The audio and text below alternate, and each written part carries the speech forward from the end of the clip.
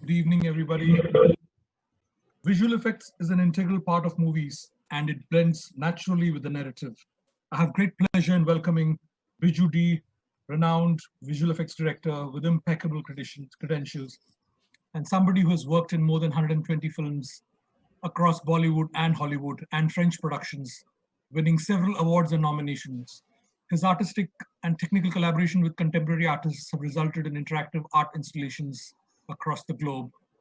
In parallel with industry experience, Biju has been a faculty at the School of Art, Design and Media at Nanyang Technology University, Singapore, during which he designed and offered courses in motion capture, digital animation, filmmaking, as well as virtual production. Over to you, Biju, for a very interesting session on visual effects. Thank you, Manoj. Thank you for the kind words. And hello, everybody. Welcome to the session. I'm sure that all of you are doing well in this difficult time. Since we have very brief time, let's just get on with the session.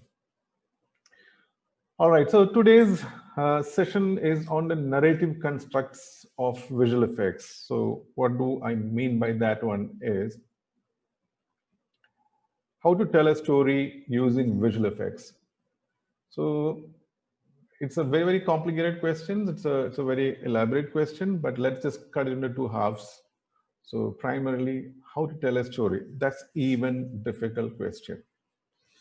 But I mean, there are umpteen number of ways. There's innumerable ways to tell a story. That's a real beauty of telling a story itself. So I would like to take one little way, which I think most of us, I would say all of us, starting a long, long time ago, there was an elephant or a lion or something else in a forest and so forth. So we are all familiar with this statement, with this sentence. So what does this sentence do to the storytelling?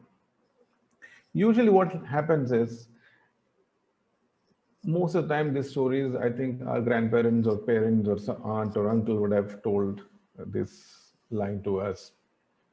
So what happens is that we are transported into another space, another time, another world.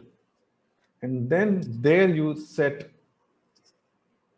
certain rules, certain parameters, certain framework within which the story unravels. There the line could speak, the pigs could fly, all of that can happen. And that's a rule. And you don't generally break that rule in this whole story. So most of the filmmakers or the storytellers would take you to a paradigm, to take you to a framework, to take you to a space and time. And then they unravel the story and then go on. So if I may borrow a few things from Natya Shastra. Natya Shastra is considered to be the foundation of fine arts, which is a scripture. It's an ancient scripture. It is written in Sanskrit, the language Sanskrit. It is, to my mind, it's an encyclopedia of storytelling or performance or performing arts or fine arts. Every little detail of performing art to fine art to all of it is very well documented, described in this piece. I'm not an expert in that one, but I would like to borrow a couple of words from Natya Shastra. One is called bhava. This is just to put it in context. In Natya Shastra, bhava is described as the imitation of emotions that the performer performs. All right. So it can be interpreted in many ways. In this context, I would like to interpret as the object of creation. It could be a piece of music, it could be a story, it could be a film, it could be a painting, whatever it be. It is the object of creation, of your creation, and the framework or the environment or the time, the mood, whatever you can say, in which that is presented to an audience. So the whole thing is considered to be a bhava. That is how I would like to interpret in this context. And I'll tell you why I would like to do that one. So the second word is rasa. Rasa means the emotional response which the bhava inspires in the audience. Or in other words, emotional response evoked in the audience's mind by the bhava. All right. So if you go back to a lion story, when it's a long time back, and there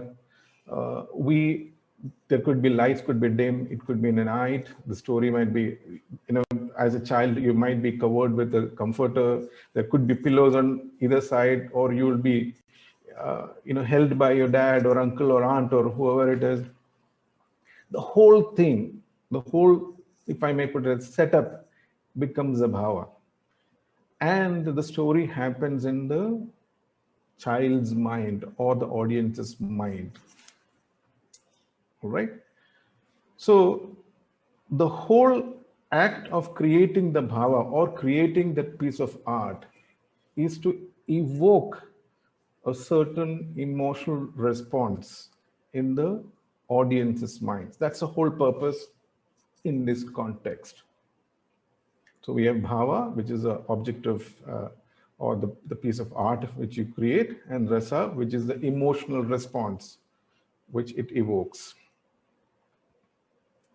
So the ultimate aim of most of this creative work is to create the desired emotional response in the audience's mind. So this is the baseline I would like to elaborate on at this point of time.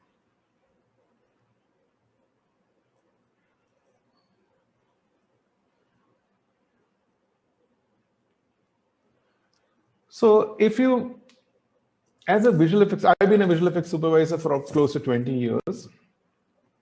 So my creation, so to say, is all visual effects shots or visual effects sequences for mostly feature films or commercials and short films.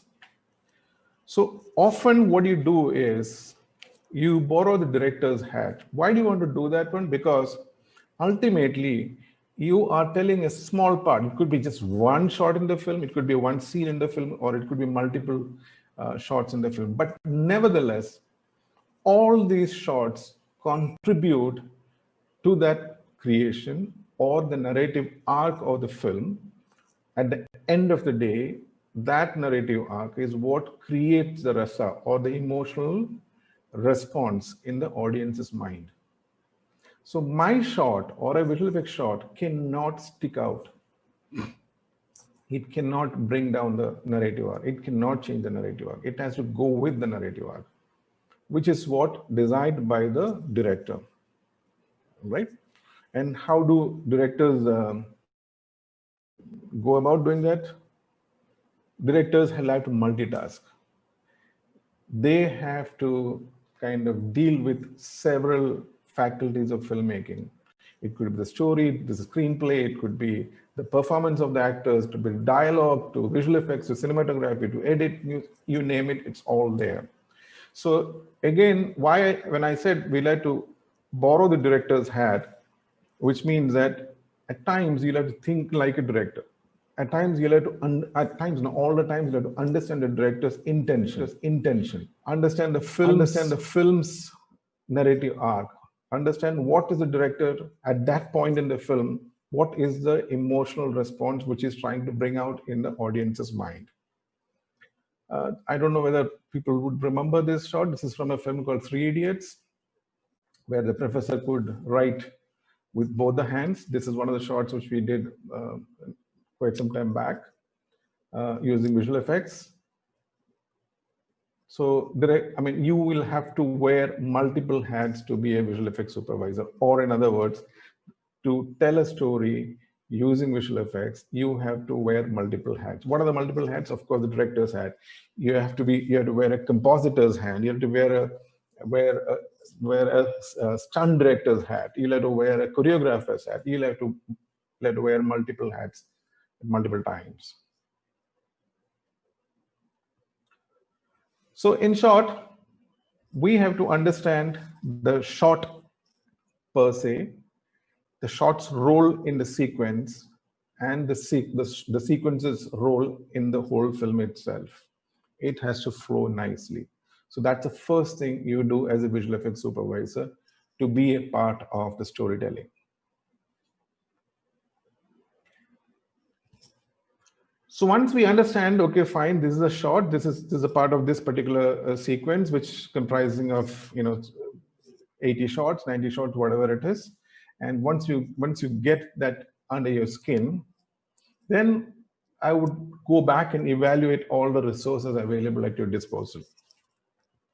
The resources could be money, time, your own talent, the people whom you're working with, and so forth. And then you look at the shot and say, look, listen, the shot what I imagined, which would kind of suit the sequence, will it happen with these resources or no?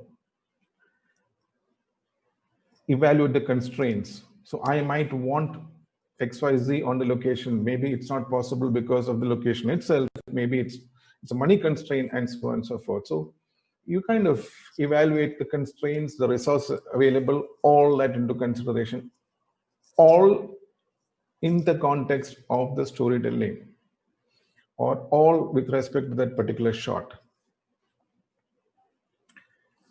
After evaluating all this, you kind of relook the shot and its narrative integrity and say that, look, listen, we don't have money, or we don't have time, or we don't have that kind of a talent. What do we do? You can't compromise on the narrative integrity of the story or the film or the sequence. So you relook at it, and you always end up keeping a hand on your head and say, why did I take this film? Invariably. Because the expectations most often would supersede the resources at your disposal. Be it time, be it money, be it whatever it is. They always supersede. So now, how do we go about it? We'll have to push our envelope. I mean, that's a beauty part. That's a part of where I really enjoy. We'll have to push the envelope. I mean, otherwise we'll be stagnant, and the world is going forward. If you want to keep up with the rest of the world, you have to do this.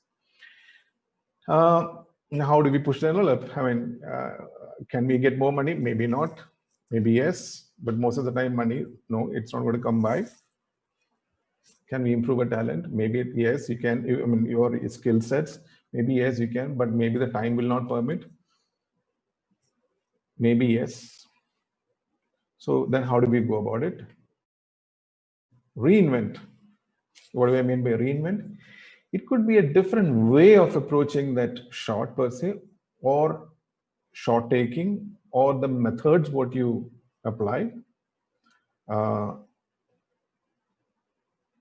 depending on the given context, in the given context, which means that given resources, given constraints, and above everything else, the narrative arc, the story part of it.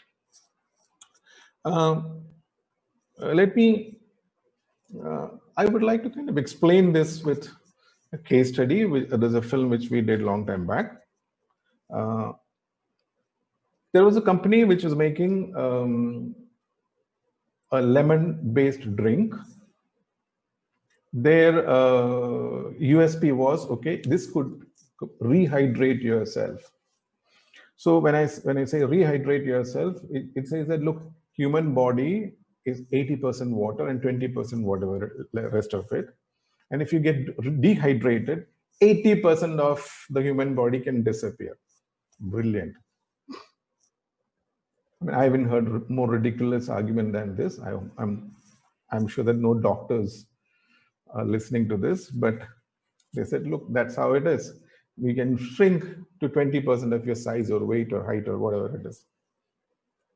And we are supposed to tell the story to the audience. Not just that, the audience will listen to the story and spend their money to buy this drink. Imagine the task entrusted with us. It is a difficult task. But yes, I mean, we don't have much of a say there. We have to make it. So we made the film, and here it is.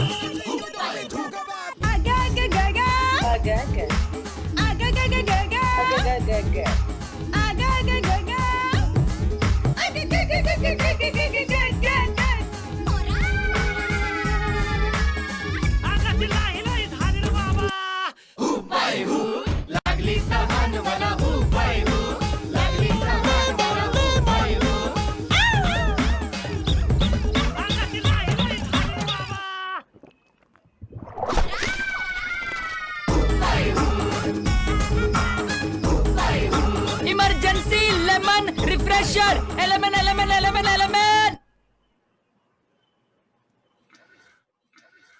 All right, so the film says that, look, this man goes to the beach. It's a hot Sunday afternoon. He plays around in the beach. He gets completely dehydrated. He becomes small. He can't fit into his own jeans, which was lying there on the beach.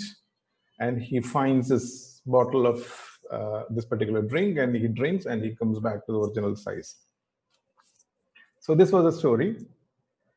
And now when you get the story, how you look at it is, okay, fine, this is an impossible story, but you will have to tell this story. And how do you create the world? So what is the rasa, or the intended emotional response from the audience? Of course, besides making them pay for the drink, how can we just get into their mind? So one is that, okay, humor could be the framework, and within that framework, there has to be believability, because this is unbelievable, or it is illogical for a person to shrink to 20% size. So we have to make it believable. So humor and believability, these are the two emotional response which we had to invoke in the audience's mind. Okay. So hanging on to those two words, we started work on it.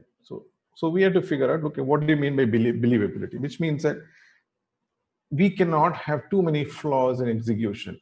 It has to flow smoothly. It has to be photorealistic. It has to follow the physics of water flow or the fluid dynamics, so and so forth. So once you frame that one, and then you turn around and ask, okay, listen, do we have that capability to do that one? Today, there are beautiful fluid simulation software. There are beautiful simulation and rendering softwares. But those days, we had, but I don't think we had that kind of a talent to simulate completely believable water. So we had to actually get on with the real life situation, or real water, and so on and so forth. So let me take you through probably three shots, and there you would see different approaches towards the execution of the shot, but keeping in mind a single thought, which is nothing but the narrative arc, or the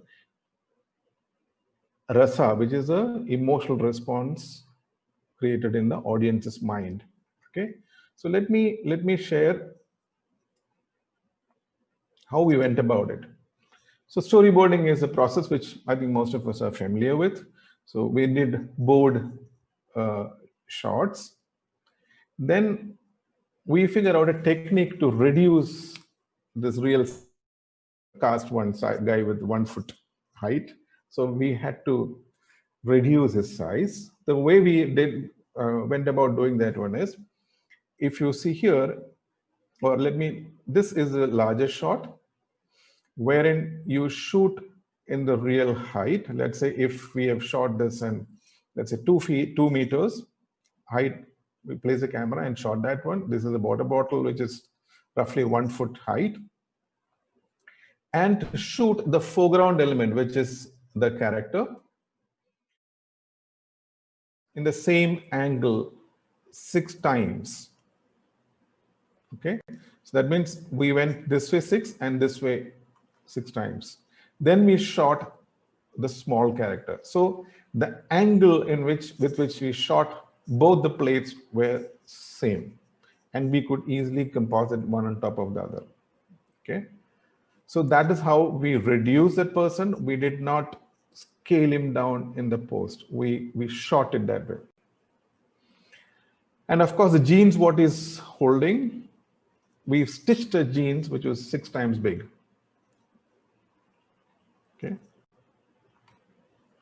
and it had to be shot in a very crowded beach. This is a photograph of Juhu Beach on a Sunday evening. And if you go with a film camera to Juhu Beach on a Sunday evening, mount it on a tripod, that's a sure shot way of committing or getting killed. The people will come towards you, they will be curious. Before you know, there'll be a riot, and that's the end of it. So when we took the plate or the background shoot, we had hidden a camera, a large film camera, in a bag. The cinematographer was holding the bag on his shoulder, and there were people around taking measurements with laser pointers. And the director and myself, we were all on walkie-talkie, telling that, okay, tilt up a little bit, hold, somebody records. So somebody was recording, and so on and so forth. That's how we took the background plates. And the foreground plates, we went out of Bombay, and we shot outskirts of Bombay on a beach where it was much more controlled environment we had. So let's look at this shot.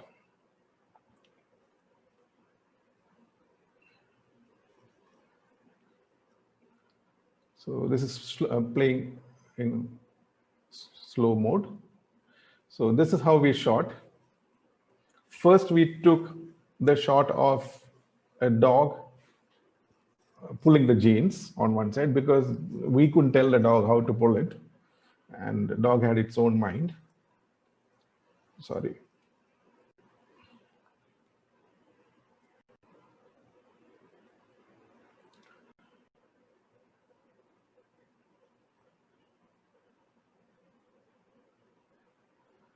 And then we shot, you remember the large jeans what we made? We shot the large jeans like this.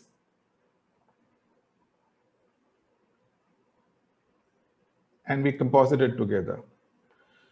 So this shot was taken in the beginning, and we had around a week time to take the second shot, which is the larger jeans shot.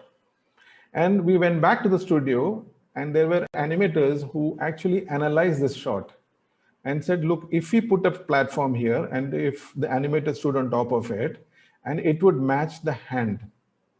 And I'm not sure whether you can see this. There are these red dot which will travel through the frame numbers. They are the keyframes. In animation, there's something called keyframe, and they are the keyframes of the animation. So here, the second keyframe, it's a third keyframe. So you will see this thing moving here.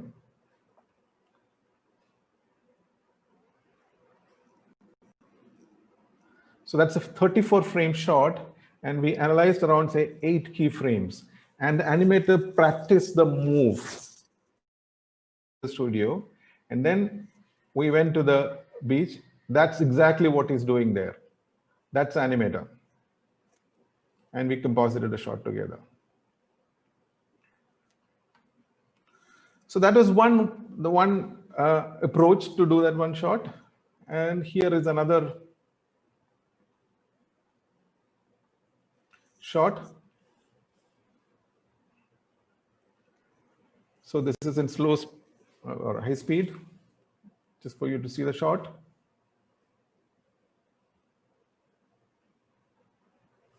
And this is the first plate what we took. And this is the second plate. and this is a composite, right?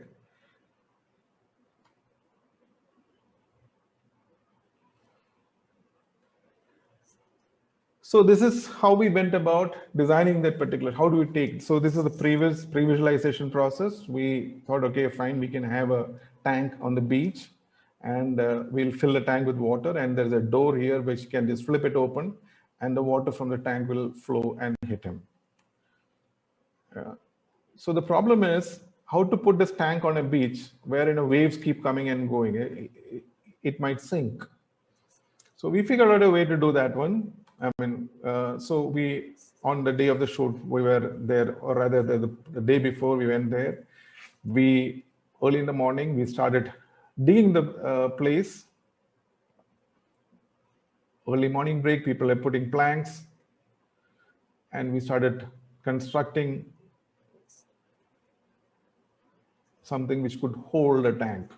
So by lunchtime, the water came in, because that was when we started, it was a low tide. We figured out the high tide and low tide timing on the beach.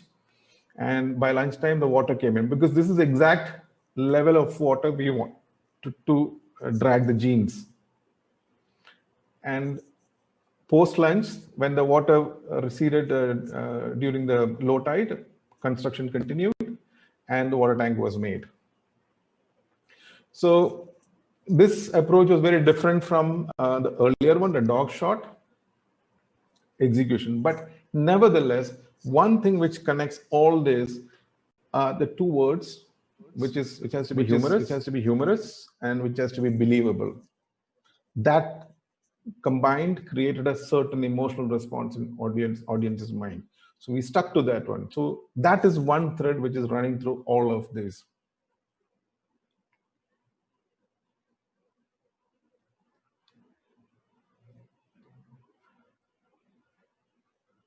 So this is,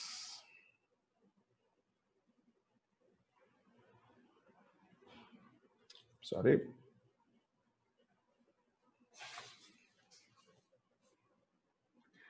Pardon me, this video is not working. I'll have to just stop sharing the screen and pull up the video. Give me a moment, apologies for that.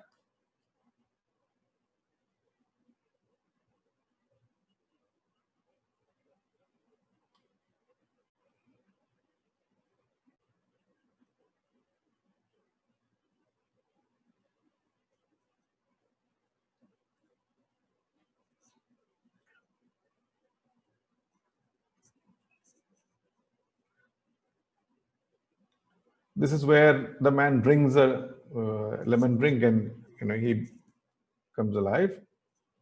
So this is what we shot. And the foreground take. So let me play that again for you.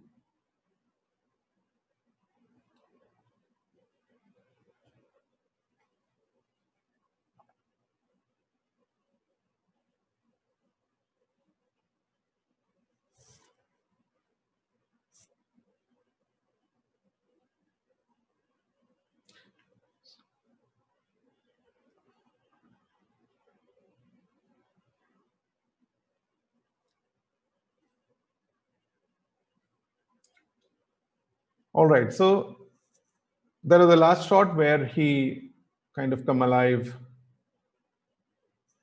or rather he.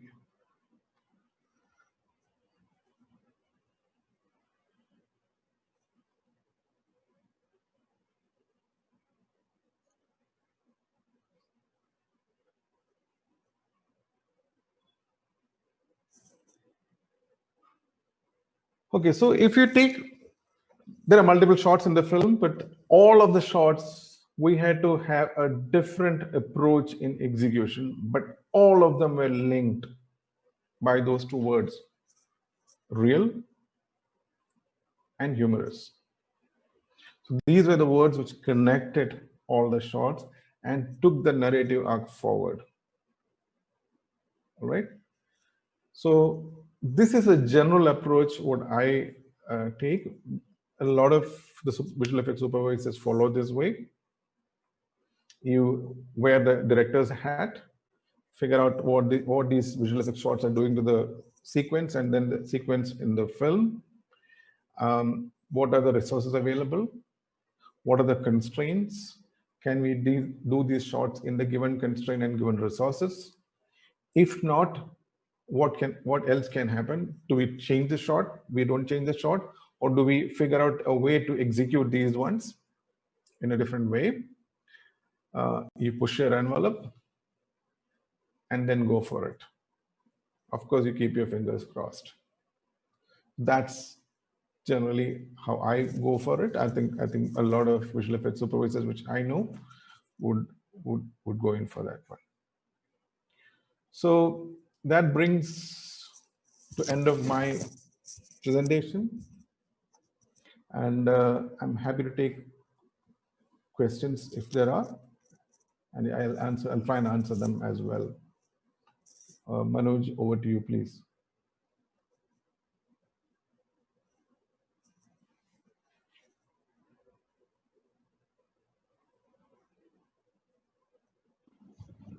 Okay, sir. The question that one of the audiences asked for is, how has the VFX industry evolved in India films as compared to Hollywood? Are Indian production houses now setting aside increased budgets for VFX? All right. So when I started my career, it was probably in the beginning of visual effects, I must say that, or digital visual effects, I should say. It has come a long way. It's definitely come a long way. And one question which I often face is, when will we do as good visual effects as Hollywood? Maybe we'll never, because the thing is that Hollywood is not a place. It is a place where the best of the world would come together to create films and visual effects and so on and so forth. So there are Indians as well working there. So it's a different ball game altogether. So maybe we'll be able to do that once we are able to collect the kind of resources and the manpower in Bombay. We should be able to compete, do as good visual effects as them. And our production house is now looking for setting. Yes, they are aware of the potential or the possibilities of visual effects in storytelling, in taking the story forward, in bringing down the cost of production, reducing the risk of many shots, increasing the production speed. Today, the new technologies which are coming into the visual effects field is amazing. The turnaround time is much less. So I think every single production or every film made has some amount of visual effects. Thank you. Okay, the next question is, how good is India in terms of VFX techniques and quality of artists vis-a-vis Hollywood? Okay, so which I think partly answered the question earlier. Let me also address one aspect of it, because visual effects, when I started my career, a lot of artists who came into the visual effects industry, I'm not telling all of them, but a lot of them came because they didn't have anything else to do. So they thought it was easy to do this way. Yes, to a certain extent it is easy, but beyond a certain level, if you want to really come up, then there are other things which will come in place. Like, for example, when you say visual effects, a bit of mathematics would help, a bit of understanding of physics would help, a bit of understanding of animation. When you say animation, it's an art of motion would help. A bit of cinematography would help, a bit of painting would help, a bit of sculpture would help. All of this would help. So, but today, when I'm seeing the artists who are working, a lot of them they are multi-talented, or rather, they have various talents inside them. It's just not about knowing a piece of software. I often take this example. Will I become a writer if I know Microsoft Word? No. Will I become a chartered accountant if I know Excel? No, it is. So it is the same thing. Just by learning a 3D animation software, you don't become an animator. You master the art of motion. And then you execute that art of motion using a tool, whatever animation tool you're comfortable with. So now I think I'm seeing a lot of people with those skill sets are coming into this field. So it is better today. Does that answer your question? Yes, it does. Thank you, Biju. Thank you for a lovely session. You're most welcome. Thank you. Thank you very much, Biju. Thank you.